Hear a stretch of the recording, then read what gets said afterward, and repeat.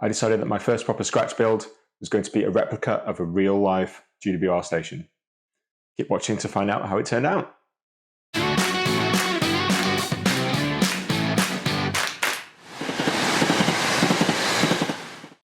Hi everyone, I'm Martin and welcome back to Donnington Castle Model Railway. In today's episode, we're going to be building a GWR station. For those of you who are regular viewers of the channel, you will know that I have been planning to create a GWR station for the heritage line over on the far side of the layout.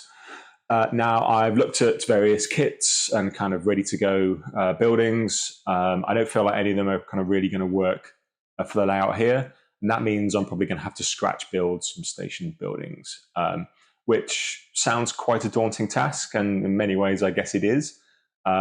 But I'm going to kind of get into the flow of that and try my first ever proper scratch build by building a GWR station, not for this layout, but for our club layout and for Lambourn.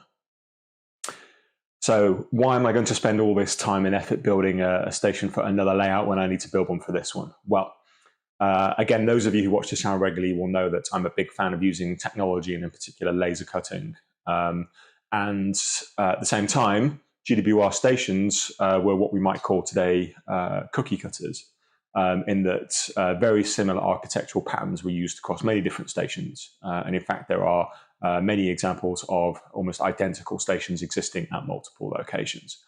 So that means if I create some designs in my CAD software, and in this case, I'm going to be using Lightburn, so it's I'm going to be modeling in 2D to create a 3D jigsaw, which again adds a little bit of kind of complexity to this process, but we'll see how that turns out. But with access to those tools, that means that if I make a station for Lambourn, then it's very easy to effectively hit go on the laser cutter again and create effectively my own kit to build one for the layout here. Hopefully in the time between building Lambourn and building one for myself, I'll have learned some lessons from this process that you're going to be watching now. And I'll be able to then integrate those back into my design. But today is going to be about building a copy of Lambourn Station, which I guess is daunting for a few reasons. One, that this is my first proper scratch build, and two, it's based on a real-world prototype, of which there are lots of photos of. Whilst that's a good thing because there's lots of reference material, it also means that there's plenty of things for people to compare it against as well. So that comes with its own pressures. But I'm going to put those pressures to one side and I'm just going to have some fun with this project. So let's get started. Let's get on with some research and let's understand the scale of the task that I've set myself up for here. Unfortunately, Lambourn station building was demolished many years ago, but if we look around, there are some examples still standing that we can get some information and inspiration from.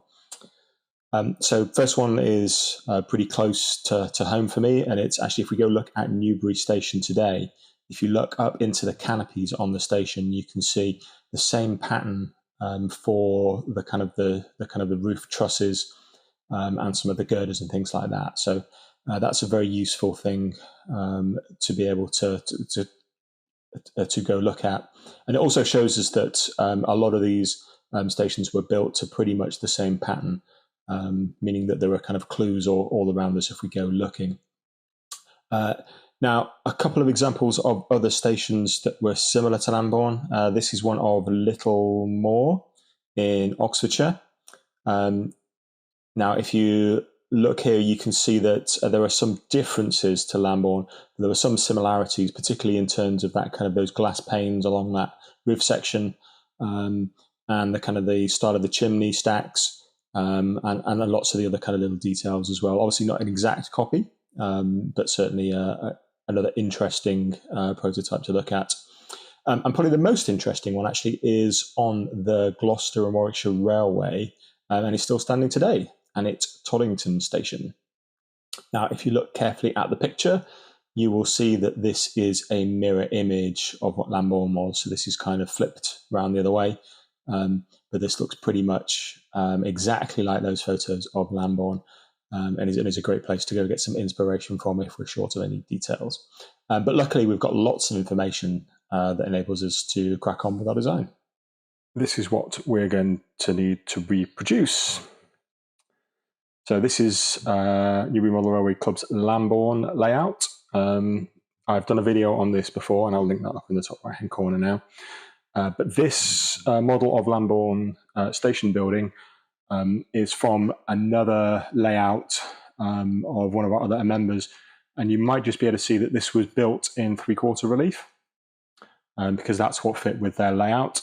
This got donated to the club, but on this layout we feel like we need a full relief building, so this is what I'm going to be attempting to replicate. So first job is going to be to look at some books. And if you are modelling anything from the Lambourn Valley Railway, then this is one of the real go-to books. There is a later version of this with even more detail in it. But the great thing about this is that we have plenty of photos, but also at the back, I can find the right page, we have lots of engineers' diagrams of some of the key buildings, and in this case, the station building itself. So this is going to be a really invaluable reference when it comes to creating a replica of the station. So that is going to be our starting point. And now those pictures are 2 millimeters to the foot.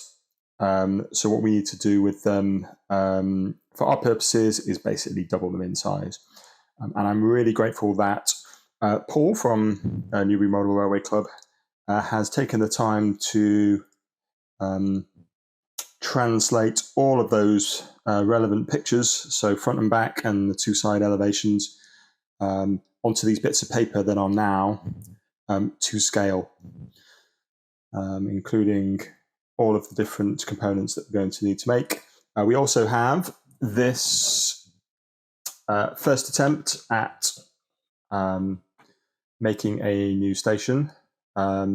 There are a couple of things not quite right with this, so we're going to try and do better than this.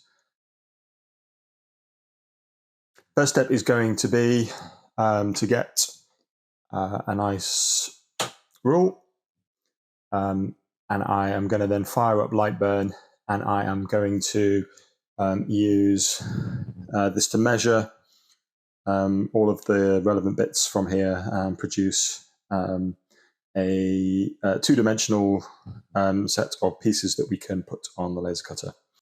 I'm going to screen grab the process of putting together everything into Lightburn. You'll hopefully see the process of kind of how I went about putting this together, and also how I made a few mistakes along the way and had to go back and correct those and kind of refine what I was doing. So for me, it was a learning experience. Right, I am not a 3D modeler or graphic designer in any way, shape or form. And I'm also going to be creating this 2D in Lightburn, which is probably not what a professional would do. But anyway, as you can see already, I've started out with a rectangle, which was measured from those plans, then starting to add the doors and windows, and then creating things like window sills and whatever the term is for those brick bits above the doors and windows, not quite lintels, I don't think. Then this is where I start then creating some of the additional brick strips that are going to go around. This is where I went wrong. Now the building is supposed to be an English bond, and I forgot to look at what that should look like beforehand. I just kind of guessed at what I remembered it to be. So you will see a little bit later on that I have to come back and change some of that brickwork. Luckily, I didn't get too far until I kind of figured that out. Right, this is the windows and doors now being constructed. Different colours for the different materials that I'm going to be using. Again, these were really easy to do based off some of the plans that I had. So I've just adding things like vents for the toilet doors. This is now the window. And part of the challenge is kind of getting them to look accurate, but also then get them so that they will cut accurately as well, and not kind of leave too thin bits of wood between the panes and things like that. So here I am starting the roof sections. So these are those roof trusses that you'll have seen, very similar, if not the same as the ones at Newbury. So they're just created with line shapes. Again, they're set to cut out.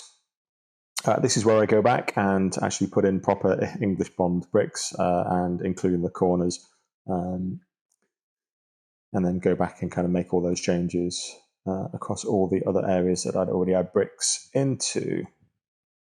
So that's, again, something that kind of learned from experience there. That then what I'm doing is, based on the size of the bricks, I'm then just tweaking the size of the building just to make that work a little bit better. I'm then adding some kind of, I don't know what the right term for them is, kind of zigzags at the edge of these pieces, so that when you put the sides together, they kind of mesh in together with each other and form a nice strong fit. So that's a bit of a manual process. Again, adding more bricks. Making sure everything looks good at this point. Again, when in Lightburn, it's easy to kind of copy and then kind of replicate things. Now we're moving on to one of the end elevations. So again, start with a rectangle and then kind of manipulate that into the right shape. Copy across some of our windows and our window frames. And then again, add some kind of brick work to the bits that are going to fit. So next, we're going to start... once we've finished that kind of side pieces, we're going to then start adding bricks to the main building. And again, the kind of the copy paste feature here is quite good. If you kind of know what the repeating pattern is, you can kind of create some, as you can see there, and then just kind of fill them in. So it's very easy then to fill that space in. And then what I do is I go back and clear things out of the way of the doors and windows and things like that, just to save time with the laser cutter. And this is a good point to jump away from that and get some prototype pieces cut, which is exactly what I did. And these are our first prototypes to come off the laser cutter. There are a few things that need to change with these, and that's why we do prototypes. So if I show you one of these doors, you might not be able to see very well, but the depth of the paneling isn't quite as much as I was hoping for, so that's certainly one tweak that we can make. And then when we look at the front section, I'm going to make some changes with regard to the thickness of the windowsills.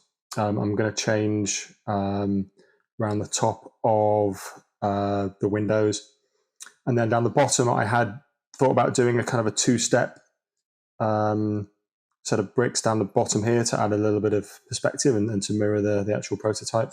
But that's a little bit too chunky, so I'm just going to go with one of those.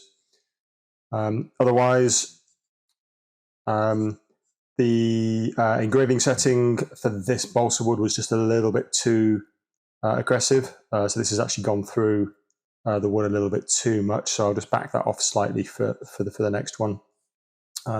I did a side and test fitted that against the layout that this is going on, and then translated what was needed from this back into Lightburn. So I think we're in a good place now. I'll make those tweaks in Lightburn and then get some more cut, and you can see what the next version looks like. And after our prototyping stage, this is the final full set of pieces for Lambourn.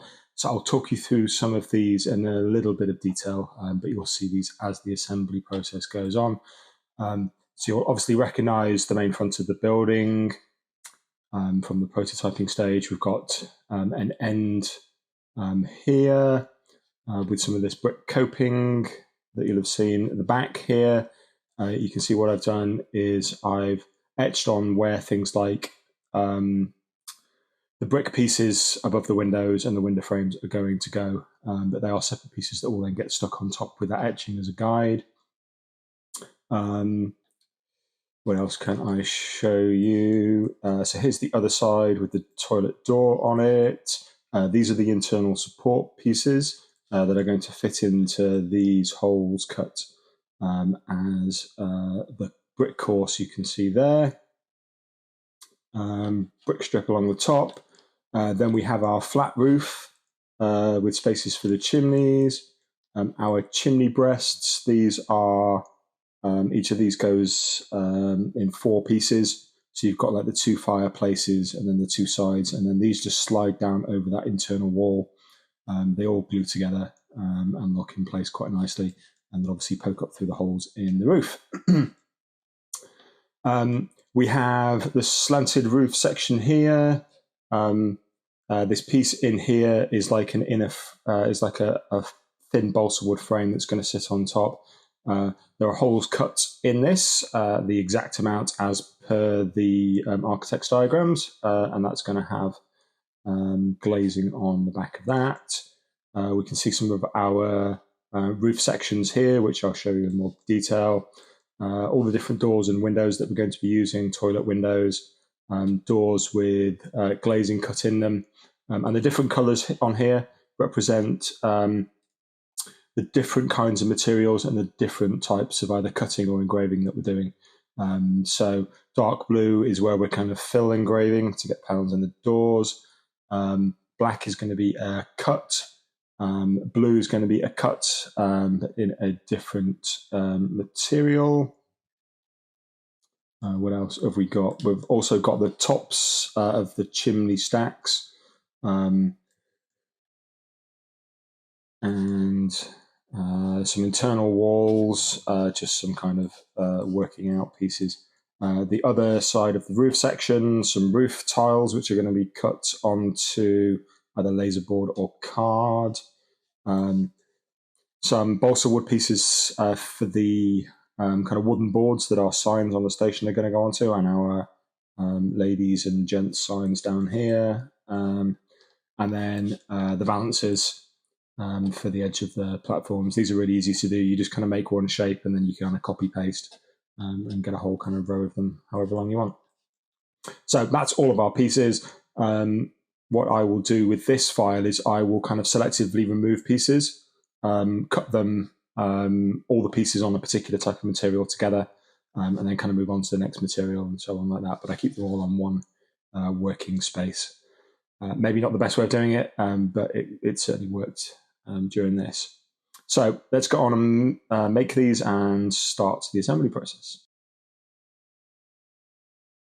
This is now our next prototype, and this is actually the one I'm going to go with because I'm really happy with how this has turned out. See, I've got a couple of internal walls in there. Those are also structural, so you might just be able to see that darker course of bricks where they're interlocking with that to give it some strength. Once it's painted and we've got some mortar wash in there, you won't see those. We've got the end on the other end's just dropped out, so you can see there's gaps left above the windows and below them for windowsills and things like that. And then I've not put that row of bricks down the bottom. You just turn it round and you can see the back. So we've got much more of a section of kind of bricks around the back, but we've just got windows and no doors. So that's all in a good place. Next job is going to be I'm going to paint the interiors white. I'm going to work out what other dividing walls need to be in there.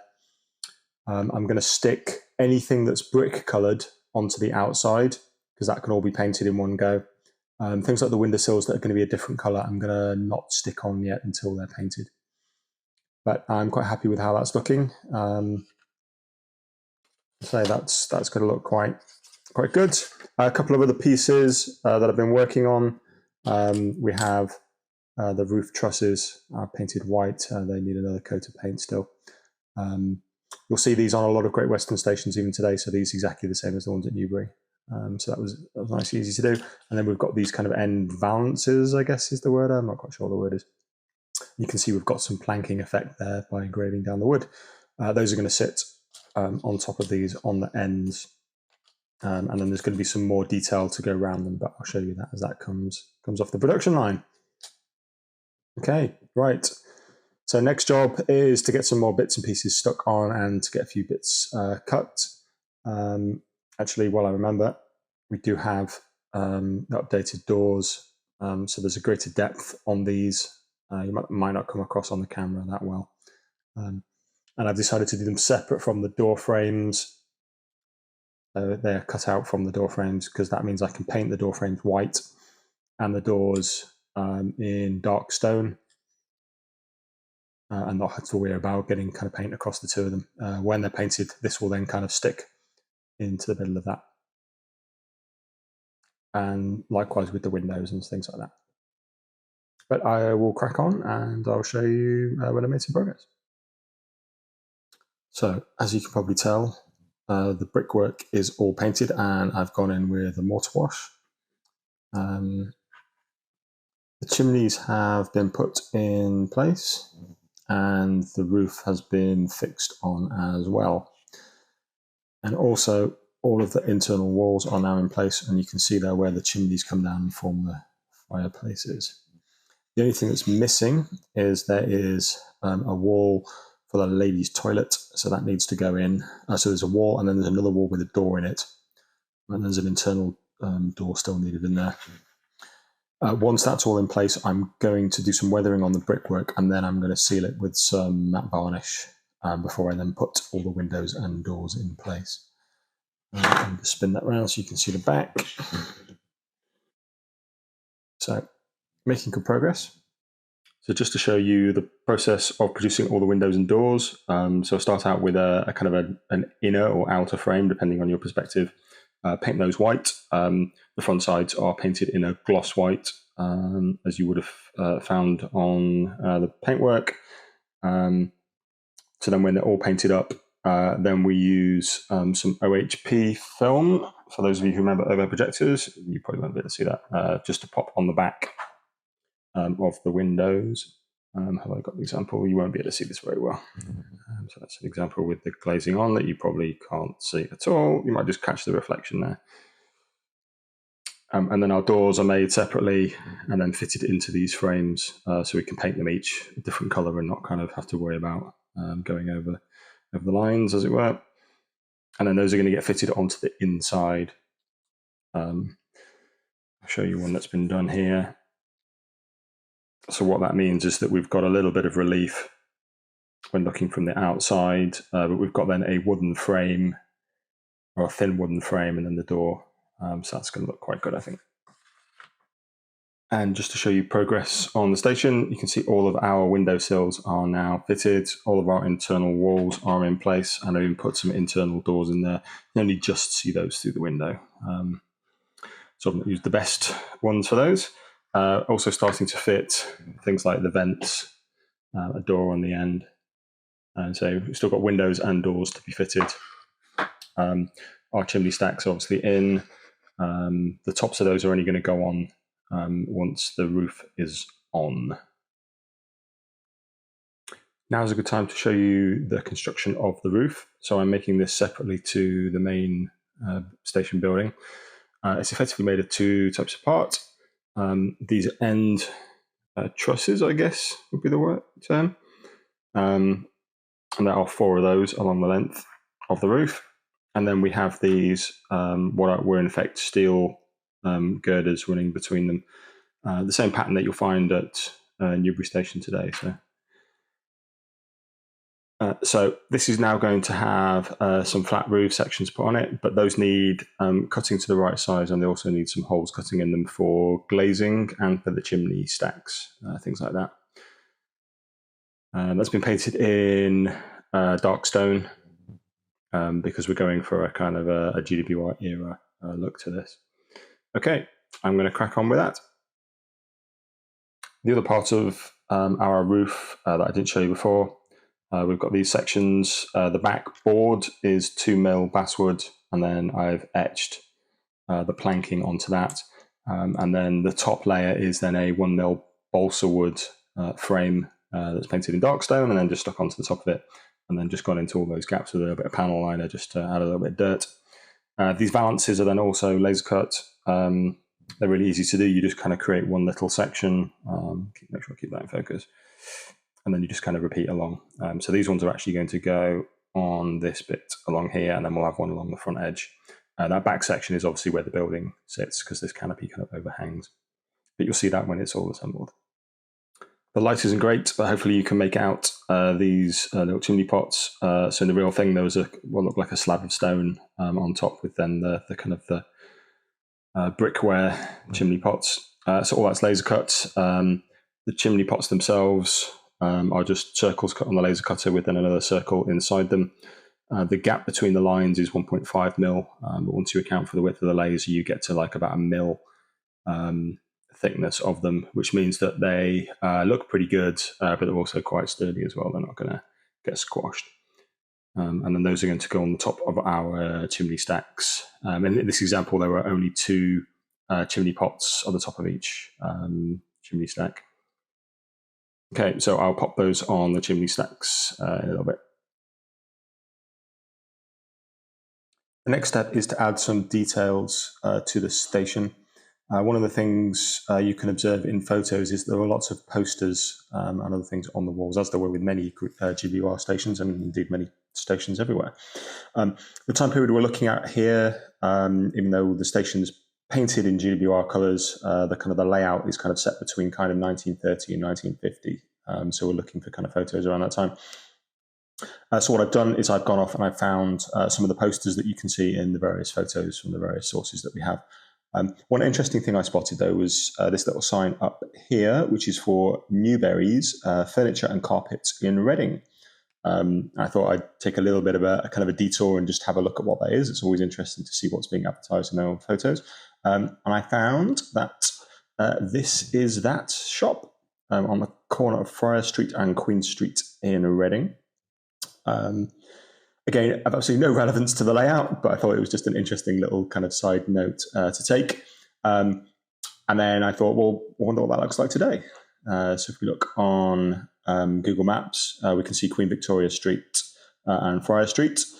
So if we drop our little person into here and have a look around, and then if we kind of do a little bit of a kind of a zoom round, we can see this is Queen Victoria Street and this is Friar Street up here. So this is in fact our building covered in scaffolding. So we can't really tell what it looks like anymore. Luckily, Google has a handy feature where we can scroll back in time. And if we kind of go back to a picture where there's clearly no scaffolding or anything up there, so it's 2009. And there we go. We can see our building. And I think beneath all that scaffolding, I think the main fabric of the building is still present, which is great to see. So let's just flip back. 1939 and 2009. And hopefully when that scaffolding's taken down, it will look just as great today.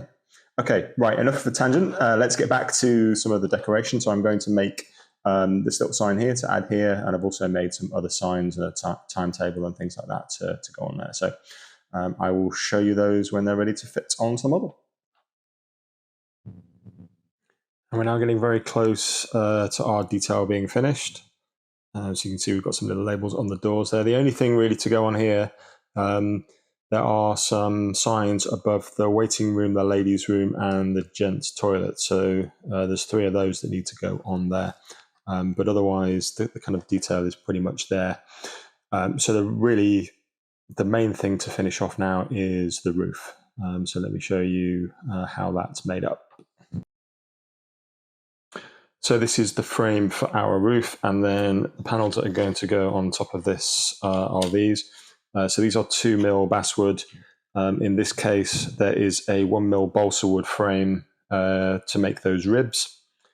And then there is some acetate sheet behind there for the glass. That's going to fit on the front there. And then we have the back piece that's going to fit over the chimneys. And then we've got a little capping strip to go on there at the end.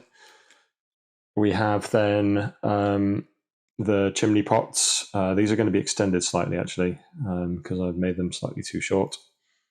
And then we also have some valance that's going to go around the edge.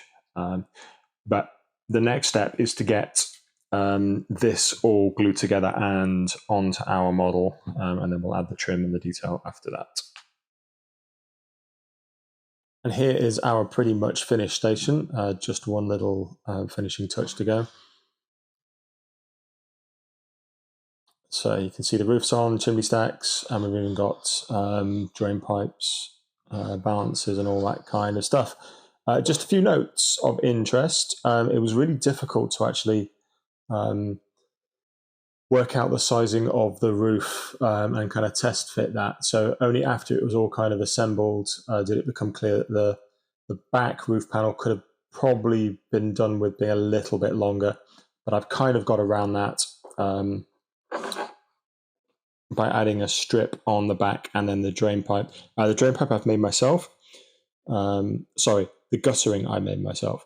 I used the laser cutter just to engrave a very thin channel in there. I don't know if you can see that.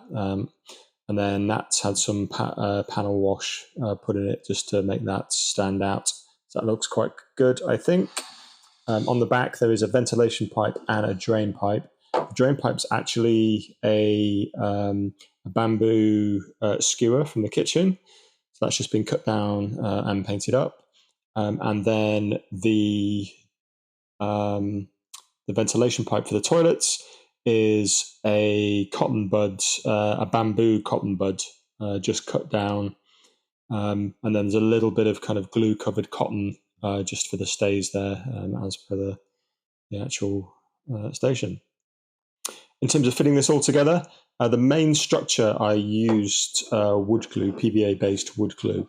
But then for the more kind of fiddly bits as we kind of went on, I found that rocket car glue was really a useful thing because it dries really quickly. So bits that were kind of a little bit warped because they were made of wood, I was able to kind of hold them in shape, and I wasn't then kind of sat there for hours holding them in place. Some elastic bands were useful to kind of keep things held together. I've obviously been over this with some black wash and a little bit of weathering powder in places. But aside from the signs above the doors, there needs to be a waiting room, a ladies' room, and a gentleman sign to go on there. We are pretty much done. So I will. I'm going to go show you this on my layout, just to show you the kind of look that I'm going to be going for when I make a version of this for myself for my layout. And then I'll put it in place on Lambourn, and you can see the final result in place. This doesn't fit exactly in the space, so some modifications will be required, but hopefully you get the idea as to the kind of vibe we're going for. Obviously, it's going to need to sit against this layer here, which is higher. So we probably want to have it flat against the platform when we do this. But I'll come up with a design. Probably want something similar for the other side, for a building on the other side, but maybe go for something slightly different look, and maybe kind of offset, so slightly down the track here with the buildings. But we can get to that. I'm really happy with how this has turned out as a first scratch build, and I will show you this on the Lambourn layout where it's going to live.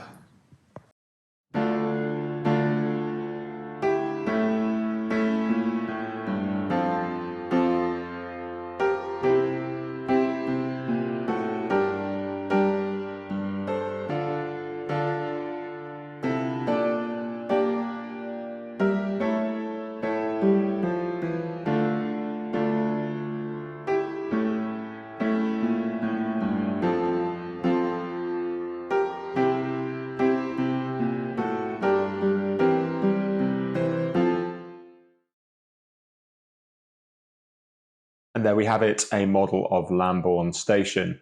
Now, it feels like there's quite a lot to summarize here.